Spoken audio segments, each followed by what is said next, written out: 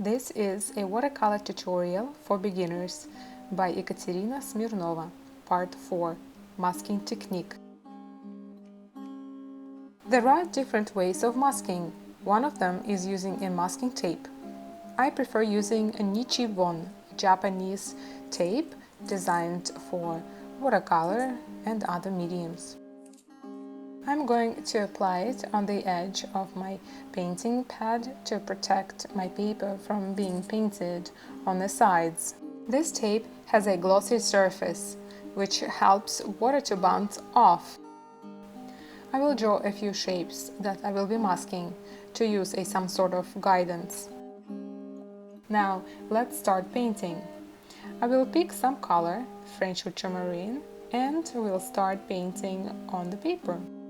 To compare the differences of masking and not masking, I will be just painting around the first shape. And this may take longer. You have to be careful and apply paint around the shape. That's why using masking techniques may save you some time. Now I'm removing some excess of the paint from the masking tape. By tearing apart little pieces of the masking tape, I will create a shape of the circle. Well, you of course could use scissors to make a perfect shape, but I think if you're doing it by hand, by applying little pieces by little pieces, you will create a more natural look. The beauty of using different kinds of masking is that you can paint right on top of it and not to worry about being precise. Another way of masking is to use a masking fluid. There are different kinds of masking available on the market. Don't shake it too much as it will create bubbles. And get ready, it stinks a lot. Those fluids are designed to dry as some sort of a gooey plastic, water resistant.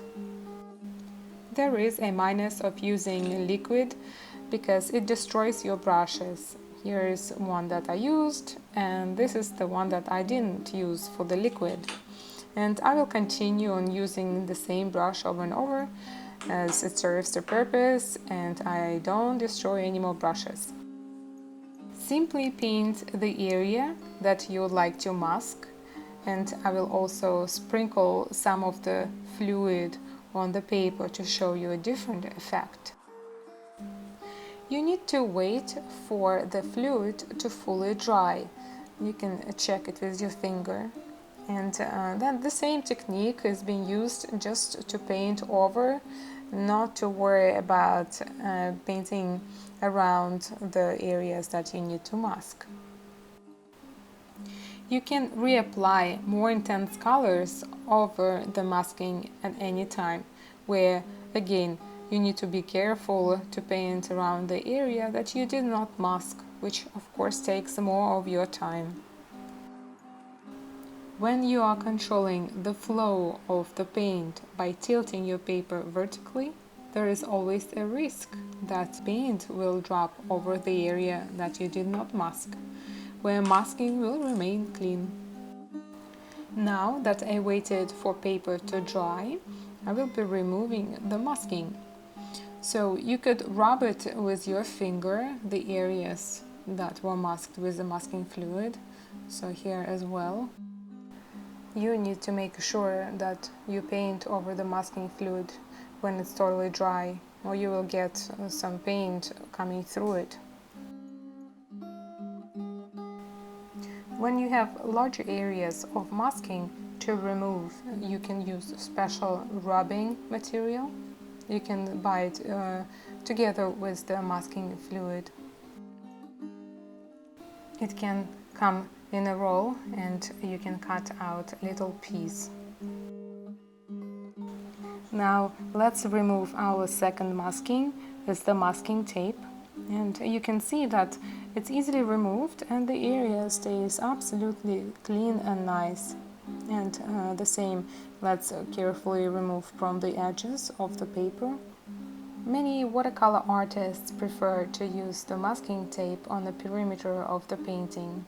This way, the painting would have a very crisp edge around. I hope that you found this tutorial useful. Don't forget to comment on this video and ask any questions. Visit my website ekaterina-smirnova.com and become a fan on my Facebook page.